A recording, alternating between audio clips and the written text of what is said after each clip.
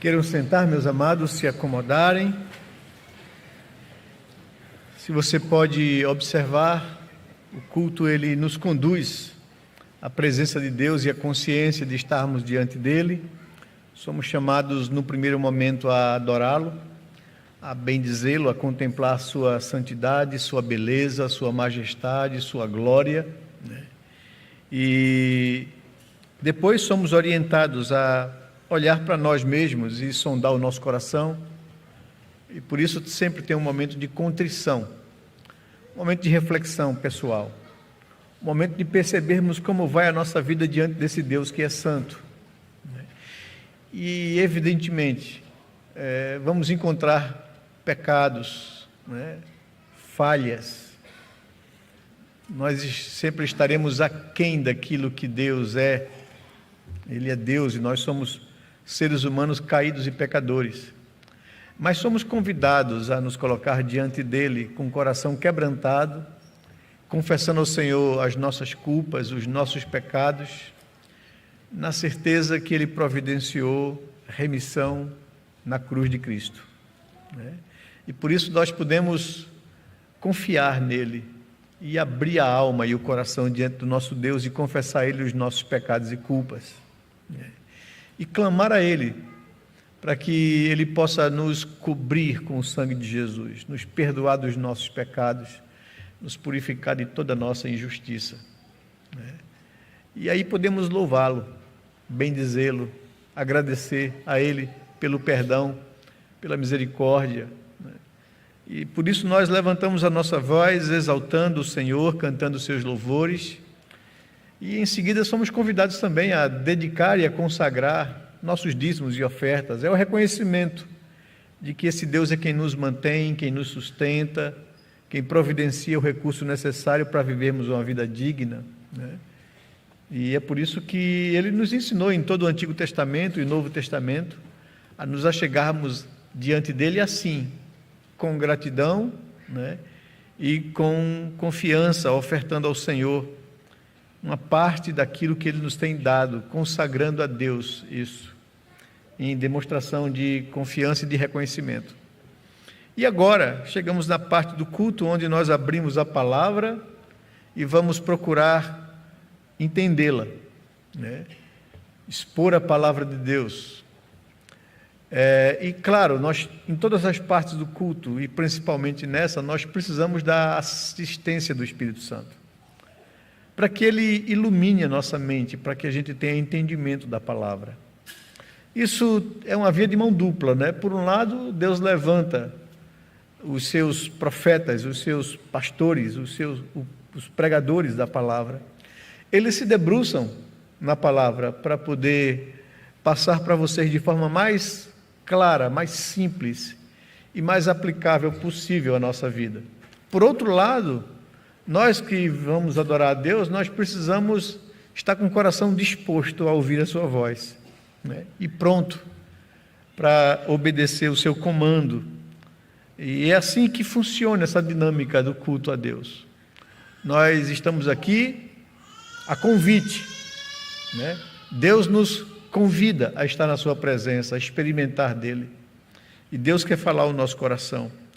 E nessa noite eu gostaria de convidá-los a que vocês pudessem abrir a Bíblia na Epístola aos Hebreus, no capítulo 12. Colocarmos os nossos olhos nesse texto da Palavra de Deus. Hebreus capítulo 12.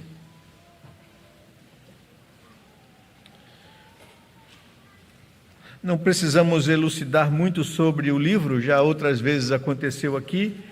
É o único livro do Novo Testamento que não há certeza ou indicação de autoria, né? Nós não sabemos quem escreveu a carta aos Hebreus. Era alguém que conhecia muito, era um israelita, um judeu, certamente, porque conhecia muito do Antigo Testamento. É alguém que não pretendia se identificar e por isso suspeita-se que é de autoria de Paulo essa carta. Também o estilo bem característico de Paulo, principalmente no final, nas despedidas. E a intenção, talvez, desse anonimato, desse não querer se identificar, é por causa de que havia uma rejeição muito forte por parte dos judeus à figura de Paulo, porque muitos deles o viam como um traidor da nação de Israel, porque o seu ministério foi dedicado aos gentios, aos povos não judeus.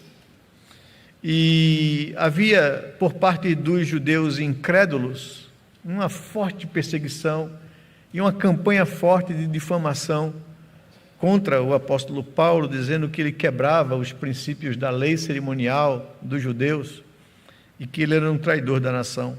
O autor escreve com a intenção de mostrar para os judeus de que a mensagem do Evangelho e a pessoa de Cristo Jesus é superior à lei de Moisés, é superior aos profetas, é superior aos anjos, né? E que em Cristo habita a excelência e o cumprimento de todo o Antigo Testamento. Tudo apontava para Ele, apontava para essa nova aliança que Deus estabelece em Cristo Jesus. O capítulo 12, que nós vamos ler, os 14 primeiros versos desse capítulo, é uma aplicação do que vinha sendo exposto e principalmente do capítulo 11, onde o autor está conduzindo os seus leitores a entenderem que toda a nuvem de testemunha das pessoas que Deus usou no Antigo Testamento, essas pessoas apontavam ou criam ou confiavam na promessa do Messias, que se cumpriu em Jesus, né? E ele fala desde Abel, né, até os profetas, até o povo que sofreu perseguição por causa do testemunho de Cristo Jesus. E então, no capítulo 12, do verso 1 ao verso 14, ele traz uma palavra de ânimo, de estímulo e de aplicação para a vida da igreja. O tema dessa porção que nós vamos trabalhar hoje é santificação. E eu queria atentar com vocês de que é algo na doutrina da salvação às vezes muito pouco explorado ou falado, né? E que deveria ser mais observada por cada um de nós. Mas vamos ler o texto e depois nós passamos para essas informações. Hebreus capítulo 12, verso 1 ao verso 14. Nos diz assim a palavra de Deus: portanto, também nós, visto que temos a rodear-nos tão grande nuvem de testemunhas, livremo-nos de todo o peso e do pecado que tenazmente nos assedia a nós, e corramos com perseverança a carreira que nos está proposta, olhando firmemente para o autor e consumador da fé, Jesus, o qual, em troca da alegria que lhe estava proposta, suportou a cruz, sem se importar com a vergonha, e agora está sentado à direita do trono de Deus. Portanto, pensem naquele que suportou tamanha oposição dos pecadores contra si mesmo, para que vocês não se cansem nem desanimem. Na luta contra o pecado, vocês ainda não resistiram até o sangue, e vocês se esquecem ou se esqueceram da exortação que lhes é dirigida como a filhos. Filho meu, não despreze a correção que vem do Senhor, nem desanime quando você é repreendido por Ele, porque o Senhor corrige a quem ama e castiga todo filho a quem aceita. É para a disciplina que vocês perseveram. Deus os trata como filhos. E qual é o filho a quem o pai não corrige. Mas se estais sem essa correção, da qual todos se tornaram participantes, então vocês são bastardos e não filhos. Além disso, tínhamos os nossos pais humanos que nos corrigiam e nós os respeitávamos. Será que então não nos sujeitaremos muito mais ao Pai espiritual para vivermos? Pois eles, os nossos pais humanos, nos corrigiam por pouco tempo, segundo melhor lhes parecia. Deus, porém, nos disciplina para o nosso próprio bem, a fim de sermos participantes da sua santidade. Na verdade, toda disciplina, ao ser aplicada, não parece ser motivo de alegria, mas de tristeza. Porém, mais tarde, produz fruto pacífico aos que têm sido por ela exercitados, frutos de justiça. Por isso, levantem as mãos cansadas e fortaleçam os joelhos vacilantes. Façam caminhos retos para os seus pés, para que o manco não se desvie, mas seja curado. Procurem viver em paz com todos e busquem a santificação, sem a qual ninguém verá o Senhor. Eu gostaria de, com vocês, reforçar esse verso 14. Vamos ler todos juntos?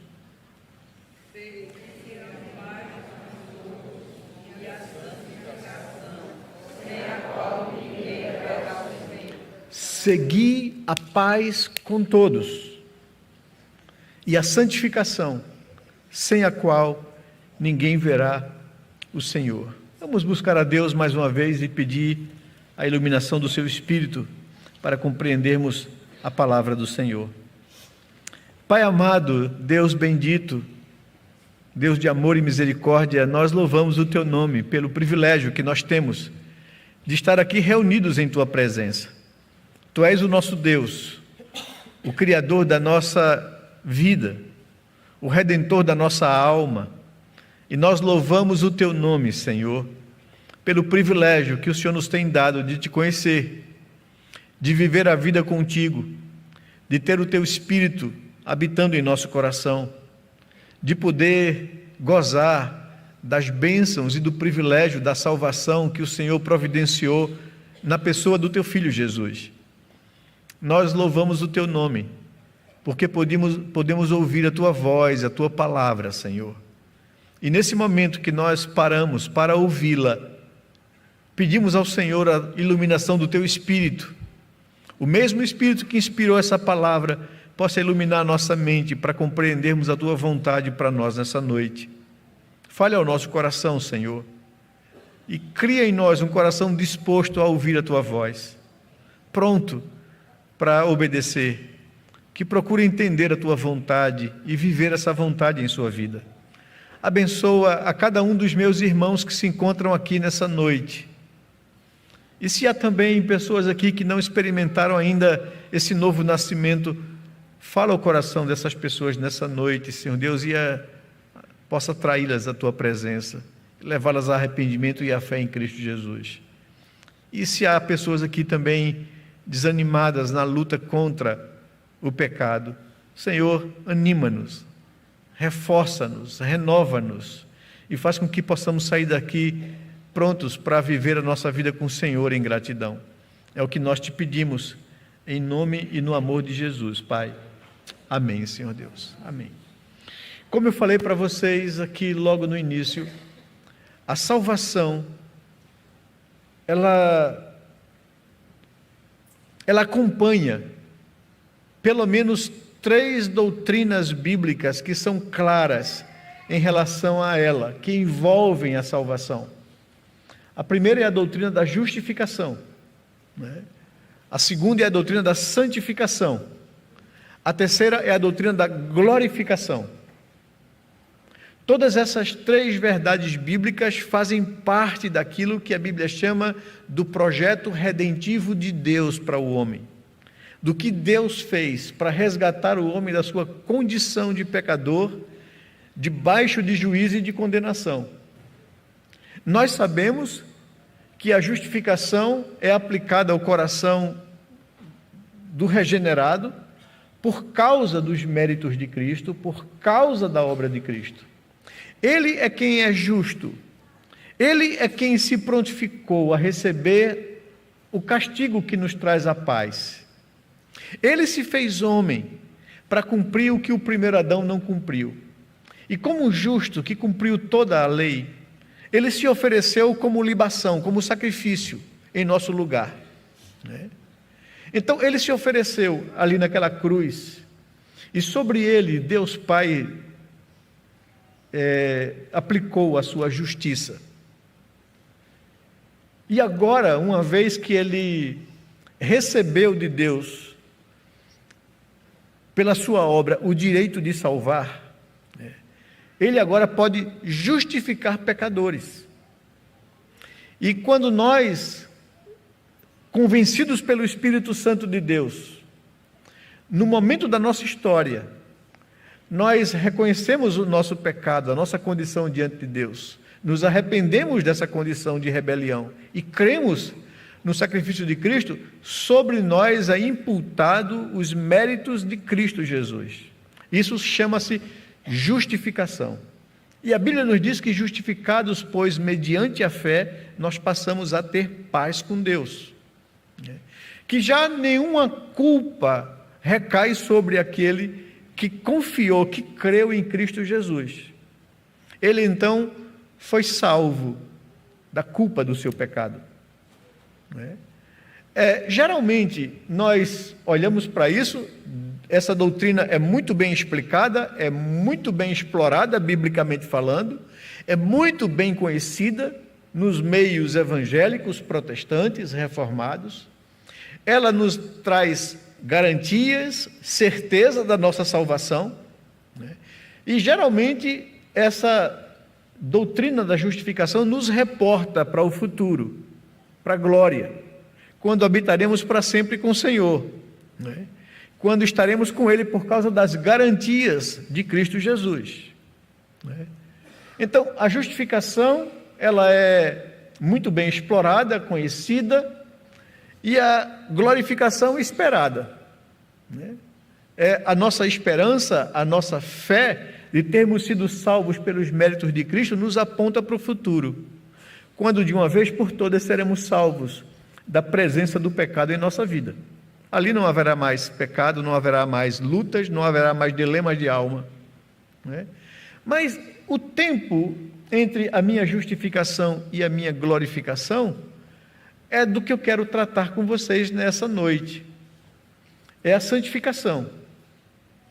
É um processo pelo qual agora o Espírito Santo de Deus, que habita o coração do justificado, do regenerado, passa a imprimir nessa pessoa o caráter de Cristo Jesus. Ele passa a trabalhar as deficiências da natureza pecaminosa que nós carregamos. Ele trata a nos purificar dos vícios pecaminosos que nós adquirimos na nossa vida na ignorância e sem Deus. Então, esse processo, essa doutrina da santificação, ela é um tanto quanto negligenciada, ou pouco explorada, ou pelo menos ela está em desalinho com a justificação. Damos uma ênfase muito forte na justificação e pouca ênfase na santificação. Até porque temos um receio de dar uma ênfase muito grande nessa segunda fase, que é um processo gradual de crescimento espiritual, porque talvez isso possa parecer que nós estamos baseando o desenvolvimento da nossa salvação no esforço humano. Porque ali não há nenhum mérito ou participação nossa. O acerto do pacto da graça foi com Cristo Jesus. Foi Ele quem cumpriu a vontade de Deus. E é aplicado a nós que fomos regenerados. Somos um elemento passivo ali. Estávamos mortos em delitos e pecados, e o Espírito Santo, nos acordou da morte, regenerou o nosso espírito que estava morto, nos trazendo a vida. Então, nós somos um elemento passivo ali, no tempo passado da nossa salvação, quando nós fomos justificados da nossa culpa e salvos da nossa culpa. Agora, de lá que nós temos vida agora, que o Espírito Santo de Deus habita, ou passou a habitar no nosso coração, até a glorificação, até a volta de Cristo, ou até a nossa partida para encontrar com Ele, aí sim é que você vai ver o escritor de Hebreus dizer que sem isso, ninguém verá o Senhor. Que é alguma coisa que deve ser buscada, perseguida, insistentemente. Porque a santificação é a parte da salvação que inclui aqui um sinergismo, uma ação minha baseado no que Cristo conquistou para eu crescer em santificação. E eu posso, vamos dizer assim, facilitar o trabalho do Espírito Santo, ou posso dificultar o trabalho do Espírito Santo. Eu posso crescer e acelerar a minha santificação, ou posso retardá-la, dependendo de como eu lido com os meios de graça que Deus me concedeu. Pelo medo de colocar muita parte do homem nisso, muitas vezes essa doutrina ela é um tanto quanto deixada de lado, ou tratada com certo desalinho em relação à justificação. Eu gostaria de gastar um tempo com vocês, refletindo sobre essa necessidade da pessoa regenerada buscar crescer numa vida de santidade, né? Porque o que temos da justificação até a glorificação é crescer nessa vida de santidade. Essa é a marca que testifica a verdadeira regeneração na vida de uma pessoa. É a santificação. É o que Jesus quis dizer quando ele falou que pelos frutos vocês conhecerão os discípulos. Os frutos que ele se refere é essa vida de santificação, de ascendência, de um pecador perdoado para alguém que se assemelha a Cristo Jesus. É nisso que o apóstolo Paulo, escrevendo aos Filipenses no capítulo 2, exorta que nós deveríamos desenvolver a nossa salvação com temor e tremor, na certeza que é Deus quem opera em mim o querer isso e o realizar isso. Vejam que o que diferencia o risco e o perigo de alguém colocar na pessoa o mérito ou a força para a santificação é o fato de que eu devo desenvolvê-la baseado no que Cristo fez e não na minha força. Porque Cristo me salvou da morte e da condenação, eu devo querer vivê-lo para agradá-lo e ser semelhante a Ele. Diz Paulo aos Romanos, porque Ele morreu e levou consigo a minha morte e os meus pecados, eu devo mortificar a minha natureza caída e pecaminosa, para viver de acordo com a vontade de Deus. Então, a santificação ou a vida transformada, chamemos do que quisermos chamar aqui, né, é a verdadeira marca que autentica a regeneração ou a justificação de alguém. Por isso, o escritor de Hebreus aqui está falando aos irmãos, depois de ter exposto todos os personagens do Antigo Testamento que servem como estímulo para a gente. Não porque viveram a vida perfeita. Se você for ver cada um deles aqui citado, todos eles foram pessoas que pecaram. Todos eles foram pessoas que tropeçaram feios, apesar de serem pessoas de Deus. Então, todos eles que alcançaram, porque creram, a glorificação, todos eles pecaram contra Deus. E o que isso nos ensina? O que o escritor nos ensina? Ele começa dizendo no verso 1 do capítulo 12, observe aí, portanto, e aqui dá a ideia de ligação entre o que foi falado com o que ele vai falar agora, portanto, também nós, visto que temos a rodear-nos tão grande nuvem de testemunhas. Livremo-nos de todo o peso e do pecado que tão tenazmente nos assedia, o que tão firmemente se apega a nós. Devemos olhar para a vida dessas pessoas, o exemplo positivo delas e os exemplos negativos delas, para que a gente possa se livrar do peso do pecado que tenazmente nos assedia. A doutrina da justificação, então, meus amados, ela fornece as convicções de fé a uma pessoa salva, regenerada. Mas é a doutrina da santificação que revela, que demonstra quem de fato foi justificado. É o resultado, e o resultado disso tudo, a santificação testifica a minha justificação e resulta na minha glorificação. Esse é o raciocínio da Bíblia quando trata de salvação. O que eu tenho dito a vocês é o aspecto passado, presente e futuro da minha salvação.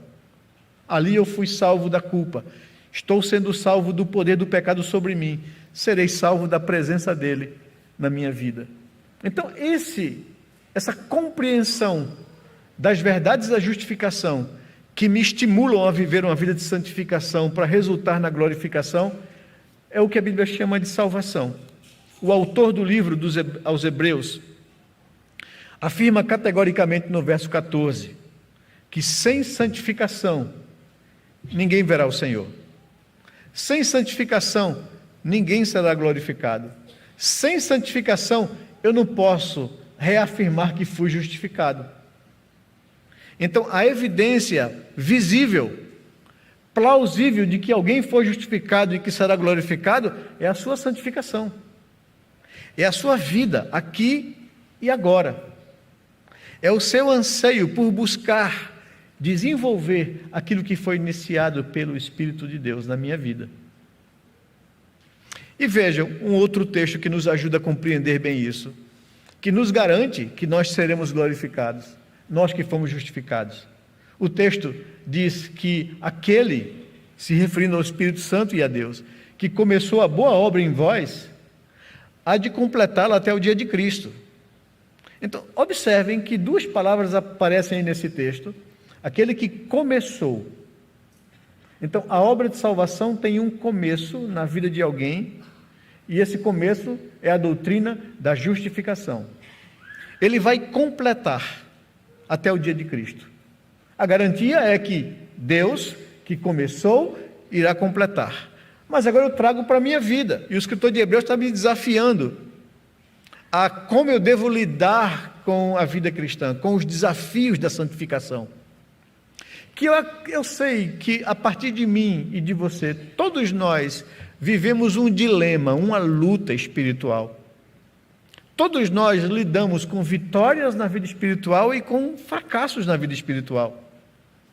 Todos nós lutamos com a natureza pecaminosa que está dentro de nós e que grita muitas vezes. Então, não há um justo entre nós. Não há ninguém aqui perfeito ou plenamente santo ou santificado.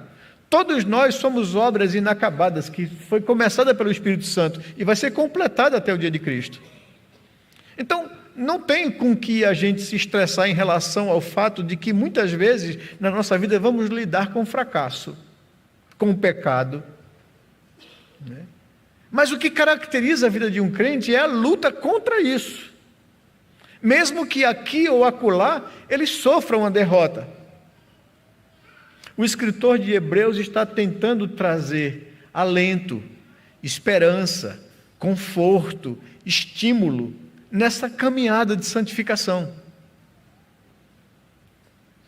E ele diz, portanto, tenham consciência disso, que temos uma nuvem de testemunha que nos cerca, e que, olhando para a vida dessas pessoas, seus acertos e seus erros, a gente deve se livrar de todo o peso e do pecado que tão firmemente se apega a nós.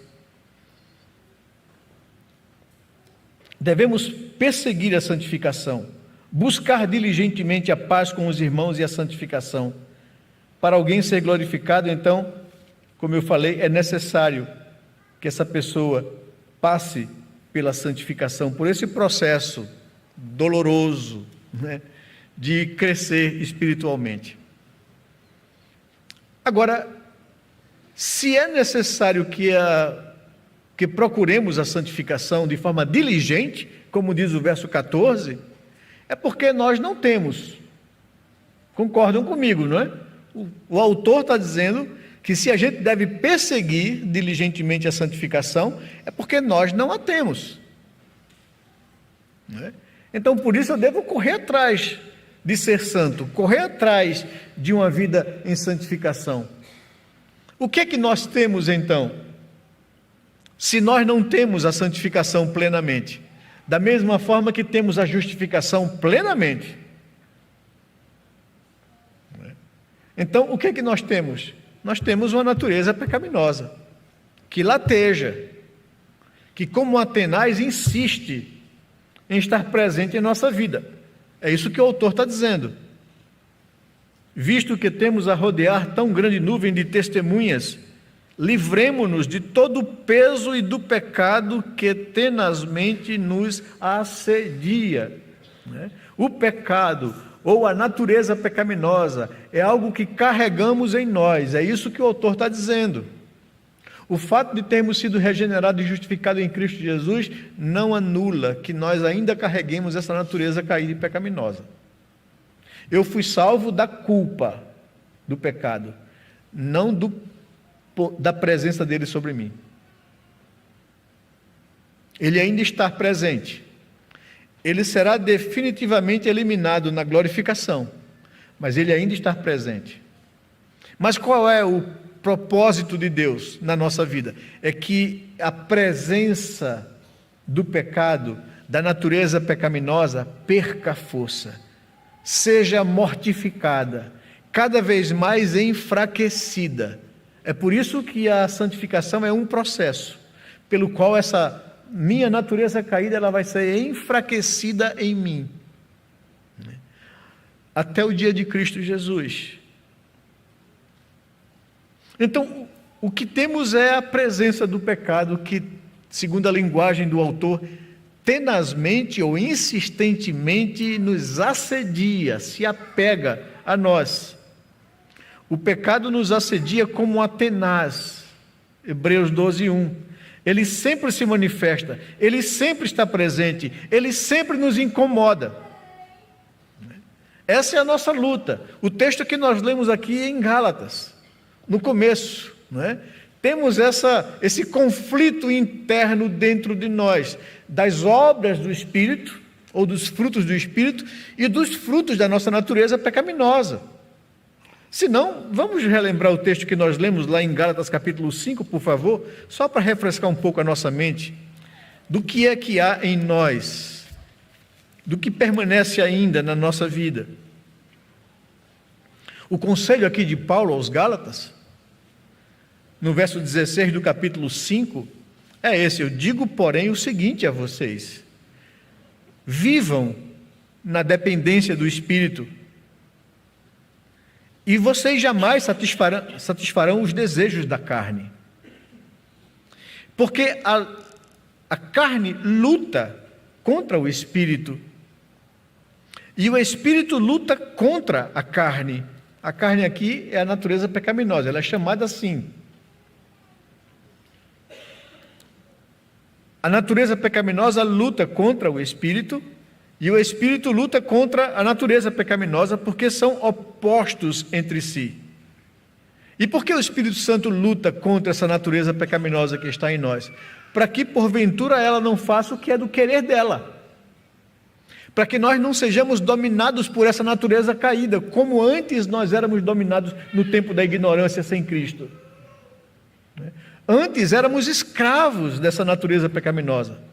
Fazíamos a vontade da carne e dos pensamentos, e éramos por natureza filhos da ira, como também os demais homens.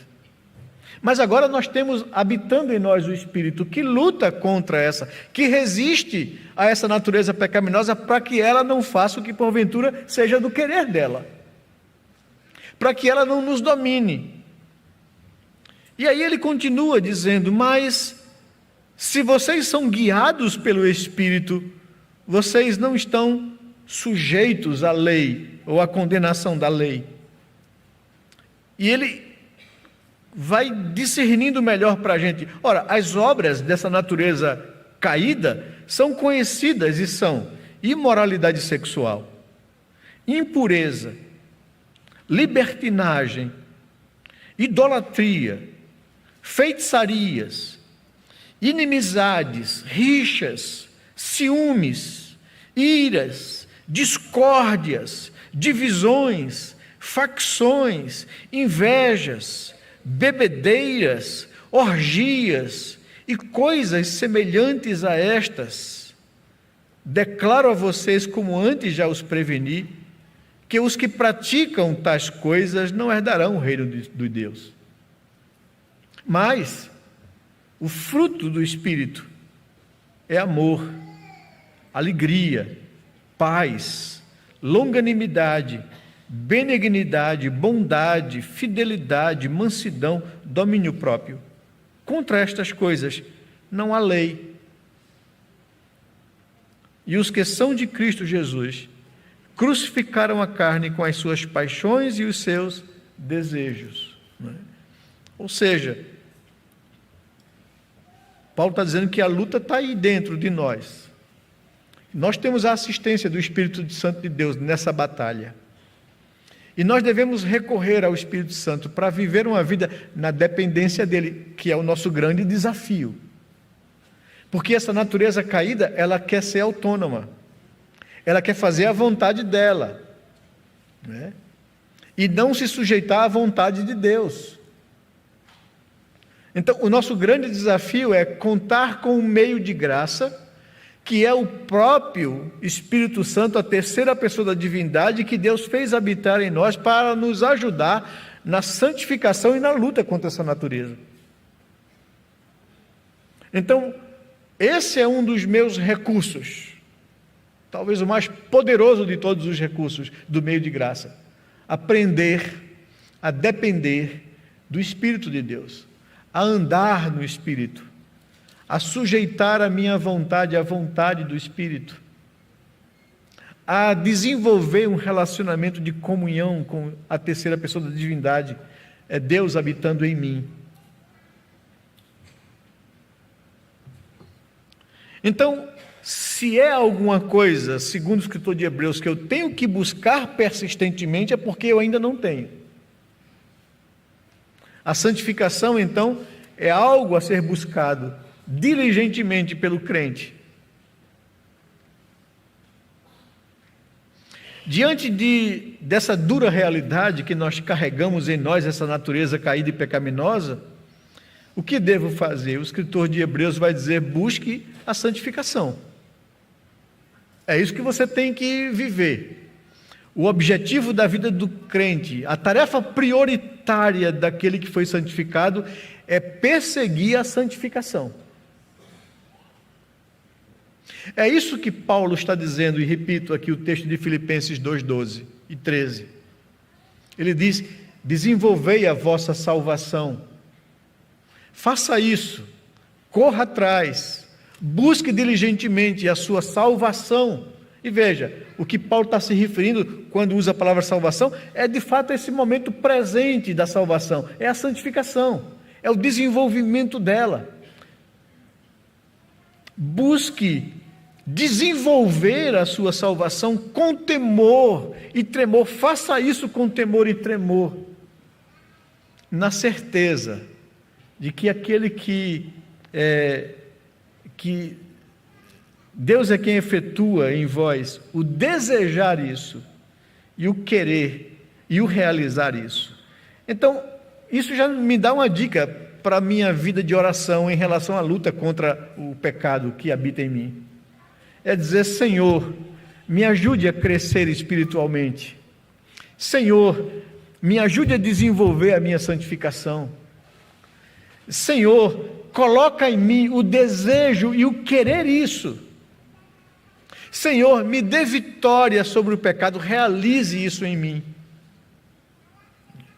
Então, quando o escritor de Hebreus está dizendo isso, que eu devo perseguir, buscar insistentemente, né, a santificação, sem a qual ninguém verá o Senhor, é a mesma coisa, é a mesma linguagem de Paulo dizer: desenvolva a sua salvação, a sua santificação.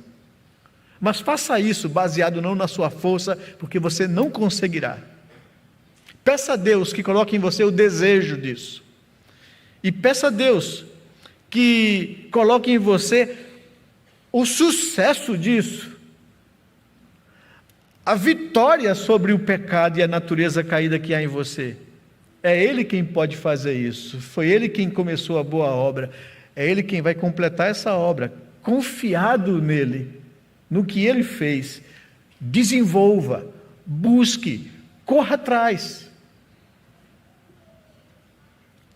A trajetória aqui,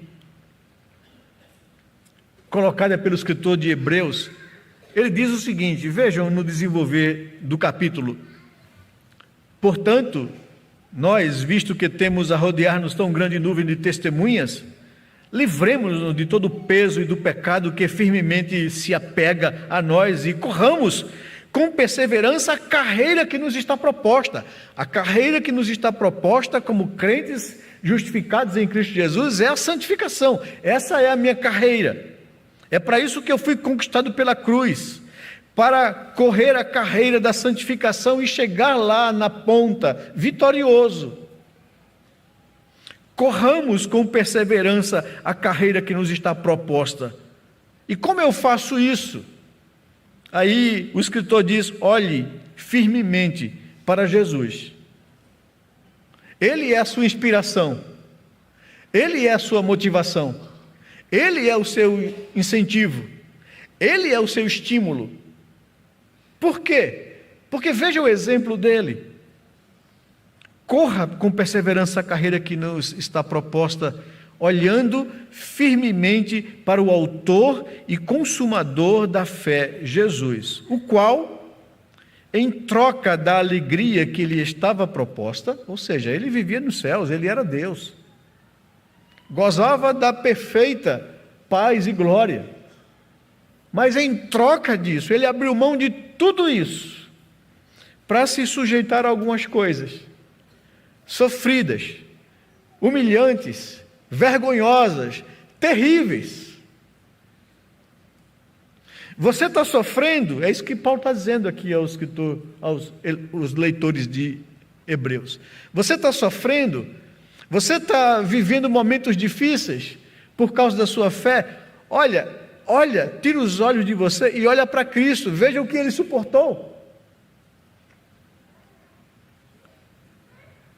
Em troca da alegria que lhe estava proposta, Ele suportou a cruz, sem se importar com a vergonha que isso traria, dele sendo quem ele era, ser julgado e condenado como um marginal, como um ladrão naquela cruz, como um malfeitor. Ele não se importou com a vergonha que lhe seria imposta. Ele trocou o seu lugar de Deus para um lugar de humilhação.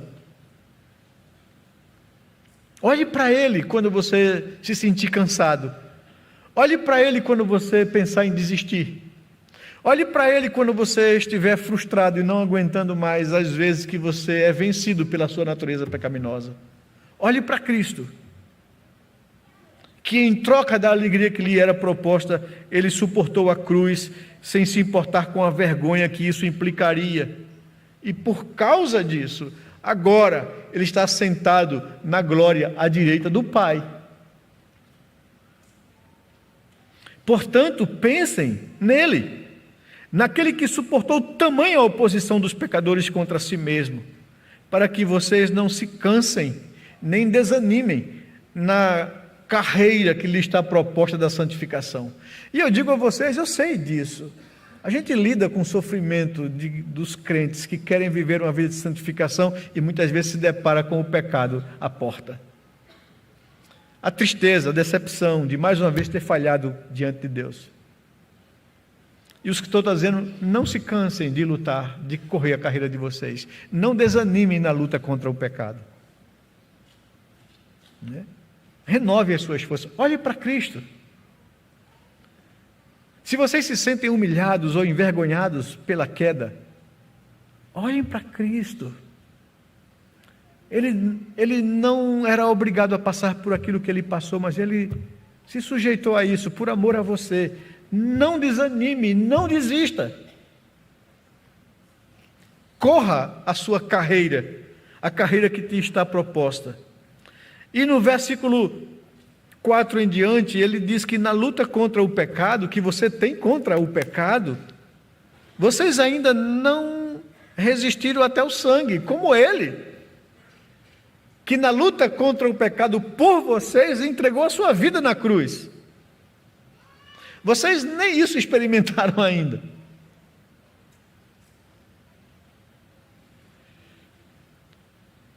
E vocês se esquecem da exortação de Deus que como a filho dirige a vocês?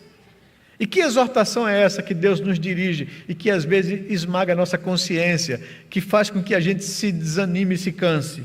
Está aqui o texto: filho meu, não despreze a correção que vem do Senhor. Não despreze quando Deus te repreende ou te reprova na vida cristã. Não desanime quando o Espírito de Deus apontar alguma coisa falha e pecaminosa que há em sua vida. Ele não está fazendo isso para poder te constranger ou te culpar. Ele está fazendo isso para que você observe uma área da sua vida que precisa ser entregue nas mãos de Deus. Algo que precisa ser confessado ao Senhor. Algo que precisa ser deixado de lado. Algo que você precisa lançar fora de você como uma coisa que te pesa tenazmente. O que Deus quer com você é somente te mostrar a área da sua vida que você precisa deixar que Ele trabalhe. Então, quando você for reprovado por Deus, quando você for confrontado com alguma fraqueza pecaminosa em você, não desanime. Confesse a Deus. Admita que isso é algo que eu preciso deixar que Deus trabalhe na minha vida. Deus não está tentando te envergonhar. Ele está tentando trabalhar o seu caráter para que você seja santificado. Então o cristão deve olhar para essas lutas e até mesmo pela acusação do Espírito Santo de que aquilo ali não é alguma coisa que eu deveria estar fazendo, como algo positivo para o meu bem e para o meu crescimento espiritual.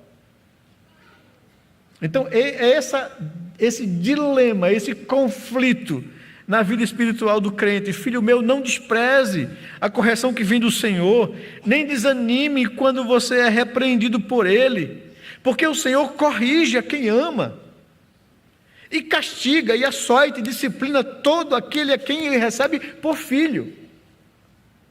E aqui o autor traz para uma realidade prática de todos nós aqui. Nós um dia fomos crianças, fomos filhos, e fomos disciplinados e tratados pelos nossos pais. E ele começa no verso 7, é para a disciplina que vocês perseveram. Deus os trata como filhos. E qual filho há a quem o pai não corrige? Mas se estáis sem correção, do qual todos os outros se têm tornado participante, então você é bastardo e não filho. E aí ele diz, além disso, nós temos uma boa referência do que isso significa na vida prática. Verso 9, além disso, tínhamos os nossos pais humanos, que nos corrigiam, e nós os respeitávamos. Será que então não nos sujeitaremos muito mais ao Pai espiritual e viveremos? Pois os nossos pais humanos nos corrigiam por pouco tempo, segundo melhor lhes parecia. Deus, porém, nos disciplina para o nosso próprio bem, a fim de sermos participantes da sua santidade, da natureza dele. Na verdade, continua o verso 11, toda disciplina, ao ser aplicada, não parece ser motivo de alegria, evidentemente. Quando você levava uma coça dos seus pais, né, não era motivo de prazer. Quando o coro cantava, né, não era motivo de prazer, era de sofrimento e de dor. Porém, eu tenho certeza que todos vocês olham para trás hoje como pessoas já adultas e crescidas e é grato aos seus pais, porque forjou o teu caráter, porque ajudou você a ser quem você é, um ser humano melhor. Se nós respeitávamos os nossos pais e respeitamos os nossos pais, que eram pessoas falhas e pecadoras, e que nos corrigia conforme a sua compreensão, quanto mais em relação a Deus, que quando nos corrige é para o nosso bem. Claro que na hora que você passa pela correção não é motivo de alegria, mas é motivo de tristeza, de pesar, porque ninguém gosta de ser repreendido ou reprovado, mas nós precisamos ser repreendidos e reprovados, para poder acertar e entender o que Deus quer para a nossa vida. Quando passa essa fase da dor, da reprovação ou da repreensão, isso mais tarde produz frutos pacíficos aos que têm sido por ela exercitados, frutos da justiça. Então esse é o raciocínio dele. Corramos com perseverança a carreira que nos está proposta, lute contra o pecado, resista até o sangue, se deixe corrigir por Deus, se submeta quando por ele você é reprovado, restabeleça, soergue as suas mãos decaídas, faça caminhos retos para você. O verso 12, ele chega nessa conclusão: por causa disso que foi arrazoado com vocês, levantem as mãos cansadas, deixe de andar desanimado, soerga-se, olhe para frente. O apóstolo Paulo fala um pouco sobre isso a Timóteo na segunda carta. Ele diz: Timóteo, eu não julgo ter alcançado aquilo pelo qual eu fui salvo. Eu não julgo ter alcançado. Eu sei das minhas limitações, das minhas lutas. Eu sou um miserável pecador. Graças a Deus por Cristo Jesus. Ele escreve aos Romanos. Eu sei que eu não alcancei, mas uma coisa eu faço: eu prossigo para o alvo, para conquistar e receber o prêmio da soberana vocação. Eu esqueço-me das coisas que para trás ficam. O que Paulo está dizendo é que esse é o nosso caminho de santificação. Levante as mãos, soerga-se diante de Deus, se firme nas pernas, não se canse quando você é reprovado, não desanime quando você é reprovado. Ao contrário, agradeça a Deus, porque o Senhor corrige a quem ama, porque Deus lhe trata como filho. Restabeleça as mãos descaídas e os joelhos trôpegos e as pernas bambas. Se firme nela e faça para você caminhos retos. Aprenda com seus erros. Confesse o pecado, admita a falta. Jogue ela para trás e caminhe a carreira que lhe está proposta. Faça caminhos retos, é o que diz o verso 12. Por isso, levantem as mãos cansadas, fortaleçam os joelhos vacilantes, façam caminhos retos para os seus pés. Para aquele que é manco, não se desvie, mas seja curado. É isso que a palavra de Deus nos diz. Tudo isso, o verso 14 vem então concluir: sem essa busca, sem essa luta, sem correr essa carreira da santificação, que resulta no encontro de santidade, que resulta em ser parecido mais com Cristo Jesus, porque esse é o trabalho do Espírito Santo. Ele está moldando o seu caráter, para que você seja parecido com Cristo. Ele está forjando em você a imagem do seu Filho. Sem essa busca, sem correr essa carreira, ninguém verá o Senhor. Então, nós não estamos aqui, no momento presente da salvação, de férias. É luta contra essa natureza caída. É dominá-la. É mortificá-la. É vencê-la. E não se faz isso de braços cruzados. Não se alcança isso sem esforços. Não se alcança isso sem buscar diligentemente isso. Se alguém não está disposto a caminhar essa caminhada, a correr essa carreira, ninguém verá o Senhor. Não se pula a santificação porque eu fui justificado e agora vou ser glorificado. Sem santificação, ninguém será glorificado. A salvação realizada por Cristo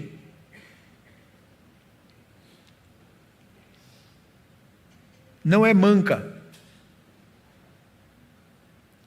A gente vai ser curado. A gente vai ser aperfeiçoado. A gente vai ser santificado. Não pode haver pessoas que, se dizendo salvas ou justificadas de seus pecados, vivam ainda presas a esses pecados ou convivam com pecados sem ser incomodadas por isso. Não existe isso.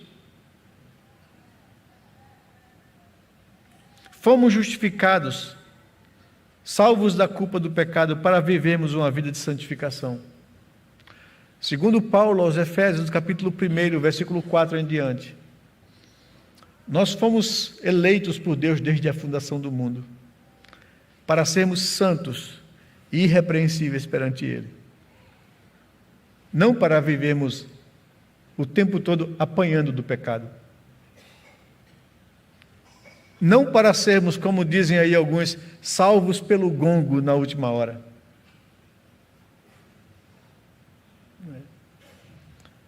Se temos uma caminhada de vida pela frente, essa caminhada chama-se santificação, crescimento espiritual, amadurecimento, se tornar semelhante a Cristo. Fomos justificados para vivermos a santificação e, por fim, a glorificação, a vida eterna. Essa é a marca, o que caracteriza a vida de um verdadeiro cristão. Por isso, eu gostaria de trazer algumas aplicações práticas para a nossa vida. Eu queria falar a você. Primeiro, amado, eu sei que a luta diária, constante contra a natureza pecaminosa pode nos cansar e pode nos desanimar. Às vezes, nos fazer pensar em desistir. Eu queria lhe trazer uma palavra de ânimo, assim como o escritor de Hebreus trouxe aos seus leitores. Não desista. Olhe para o seu Senhor. Olhe para Cristo. Olhe para Ele e retome o seu ânimo.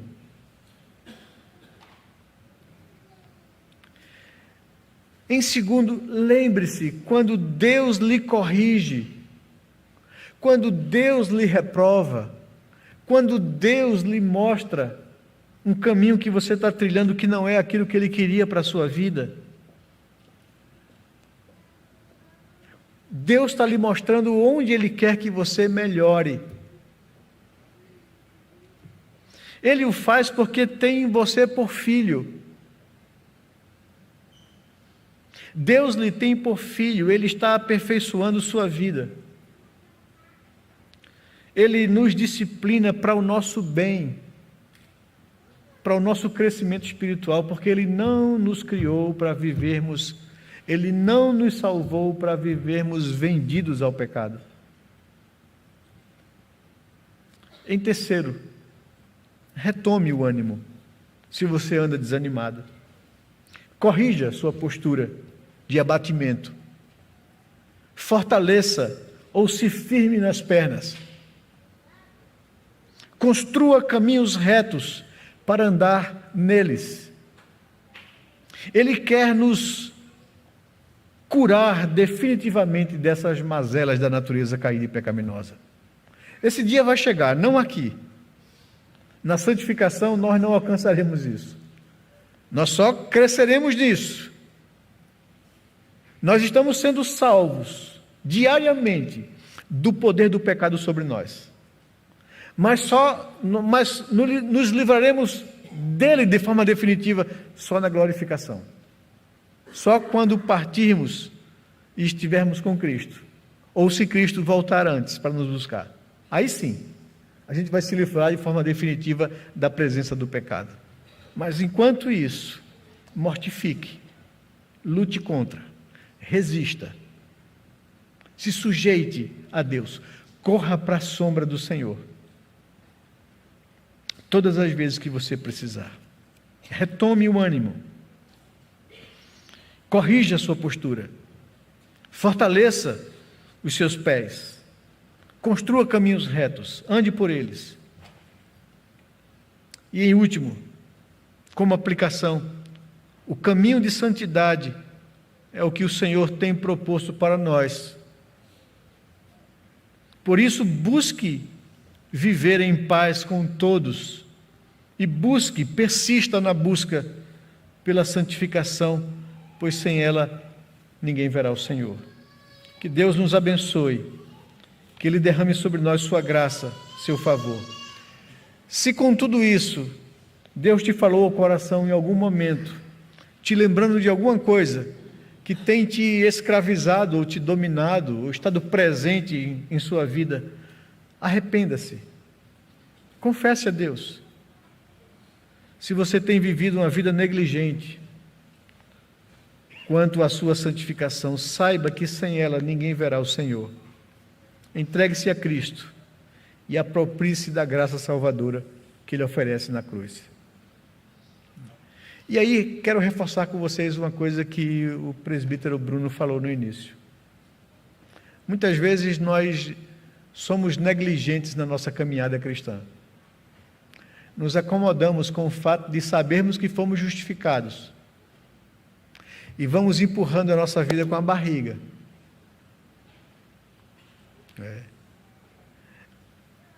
Essa exortação é para mim e para você. Corra atrás da santificação. Não negligencie o meio de graça de estarmos juntos. A gente sempre tem dito, a gente louva a Deus pelas mídias, porque podemos chegar a milhares de lares. Mas lugar de adorar a Deus e de ser renovado na presença de Deus é aqui. Congregado, junto, corpo, família de Deus. É aqui que Deus manifesta graça e favor ao nosso coração. Não se acomode a ser um assistente de culto. Seja um participante da adoração a Deus. Que Deus nos abençoe, derrame sobre nós sua graça, seu favor. Vamos orar ao Senhor.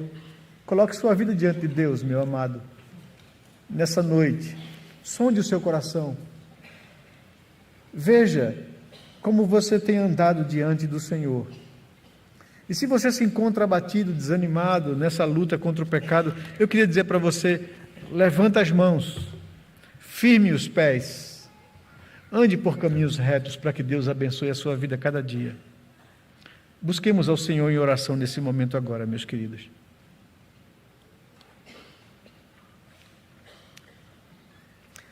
Pai amado, Deus de amor e misericórdia, alenta o teu povo com essas palavras, Senhor. Eu sei que tu és um Deus benigno, amoroso, longânimo, um Deus que conhece a nossa natureza e sabe que somos pó. Ajuda-nos, ó Senhor Deus, a viver a nossa vida de forma tal que o Senhor tenha prazer nela. Perdoa-nos quando nós de alguma forma nos acomodamos e relaxamos na nossa caminhada cristã. Perdoa-nos quando a verdade doutrinária da justificação às vezes nos acomoda na caminhada da santificação. Nos faça entender que sem essa luta, busca e persistência, nós não seremos glorificados. Eu sei que a prova evidente de uma pessoa que foi justificada é que ela corre a carreira que lhe está proposta. Queremos ser santos, queremos ser parecidos com Cristo. Queremos que o Senhor imprima em nós a tua natureza santa, Senhor. Ajuda-nos a vencer essa natureza caída que tão tenazmente nos assedia. Ajuda-nos, ó Senhor Deus, a apelarmos para a tua misericórdia quando nós cairmos e apelarmos para o sangue de Jesus que nos perdoa e nos purifica dos nossos pecados e nos coloca de volta no caminho. Faça com que a gente busque de fato viver essa vida, para que quando o Senhor voltar para buscar a tua igreja, nós não tenhamos qualquer tipo de constrangimento em olhar para o nosso Deus e para o nosso Rei e desejar ardentemente esse dia. Abençoa o teu povo que se encontra aqui, Senhor. Tu conheces a vida de cada um dos meus irmãos, de cada pessoa aqui presente. Ministre a graça necessária para a necessidade de cada um. É o que nós te pedimos. Cubra-nos com o sangue de Jesus. Reanima a tua igreja. Renova o nosso ânimo e faça com que possamos correr essa carreira que o Senhor propôs para a gente, a chegarmos no final vitoriosos, na certeza de que aquele que começou a boa obra em nós há de completá-la até o dia de Cristo Jesus. Louvado seja o teu nome por isso, Pai. Em nome do teu Filho nós oramos. Amém, Pai querido. Amém, amém.